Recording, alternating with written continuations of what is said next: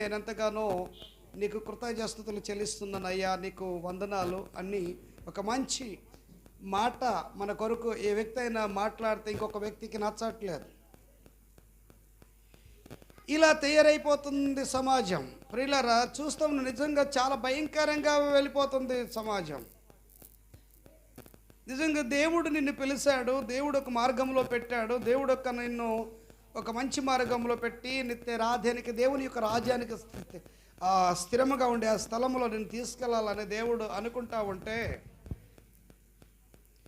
ఈ మనుషుడు ఏమైపోతున్నాడంటే ధనం వైపు పరిగెడుతున్నాడు, ఆశ వైపు పరిగెడుతున్నాడు. ఎవరిస్తారా, ఎక్కడిస్తారా, ఎవరిస్తే బాగుంటుందని మనుషులకెళ్ళి పరిగెడుతున్నాడు, లేదా సంస్థలకెళ్ళి పరిగెడుతున్నాడు.